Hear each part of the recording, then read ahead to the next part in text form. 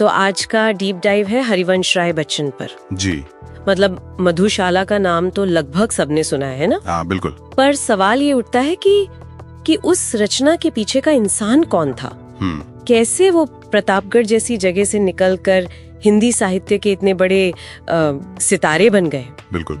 और उनका सफर, जैसा आपने कहा, प्रतापगढ़ से 1907 में शुरू होता है, लेकिन जो चीज उन्हें शुरू से ही अलग बनाती है वो थी उनकी शिक्षा। हाँ, मतलब उन्होंने सिर्फ हिंदी साहित्य नहीं पढ़ा, वो इलाहाबाद गए और फिर कैम्ब्रिज यूनिवर्सिटी तक गए अंग्रेजी साहित्य में पीएचडी करने। कैम्ब्रिज? हाँ। अच्छा, तो ये जो दो दुनियाओं का मेल है, शायद यही उनकी लिखाई में भी दिखता होगा। बिल्कुल दिखता है। आप मधुशाला को ही देख लीजिए। हाँ। उसमें जो एक फिलॉसफी है जिंदगी को एक नशे की तरह देखने की, हाँ। उस पर अंग्रेजी के जो रोमांटिक कवि थे, हाँ। जैसे कीट्स और शेली, उनका साफ नजर आता है। अच्छा। उन्होंने एक तरह से पश्चिम के दर्शन को भारतीय कलेवर में डाल दिया। तो मधुशाला सिर्फ एक कविता नहीं थी, है ना? उस जमाने के लिए तो ये बहुत बड़ी बात रही होगी, समाज के नियमों पर सीधा सवाल उठाना। हाँ, बहुत बड़ी बात।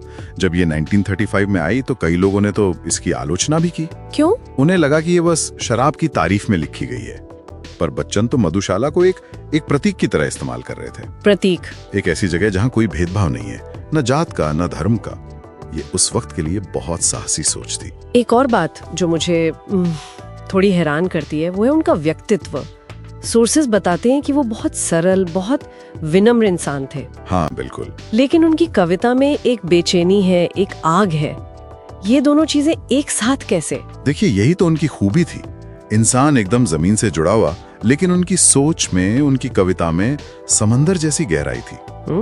लेकिन बच्चन ने आम इंसान के मन की बातें लिखी, उसके सुख दुख, उसकी उलझने। सही बात है। उन्होंने कहा कि जिंदगी में अंधेरा और उजाला दोनों हैं, और यही सादगी लोगों को अपनी सी लगी। और इतने बड़े काम को पहचान भी मिली, मतलब बड़े स्तर पर। हाँ बिल्कुल। उन्हें साहित्य और शिक्षा में उनके योगदान के लिए 1976 में भारत सरकार ने पद्म भूषण से सम्मानित किया। पद्म भूषण देश के सबसे बड़े सम्मानों में से एक। जी। और ये सिर्फ उनका सम्मान नहीं था, ये उस पूरी सोच का सम्मान था जो हिंदी कविता को आम आदमी के करीब लाई। तो कुल मिलाके प्रतापगढ़ का एक लड़का जिसने दो अलग अलग साहित्यिक दुनियाओं से सीखा और अपने कलम से हिंदी साहित्य की दिशा ही बदल दी।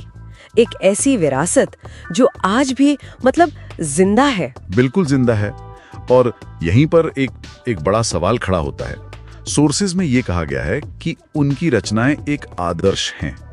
आदर्श? तो सवाल ये है कि आज के जमाने में जब इतना कुछ लिखा जा रहा है, इतनी आवाजें हैं, क्या किसी एक रचना के लिए वो आदर्श बन पाना मुमकिन है? मतलब क्या कोई एक लेखक या कवि पूरी पीढ़ी की आवाज बन सकता है जैसे बच्चन बने थे? हाँ बिल्कुल, यही सोचने वाली बात है।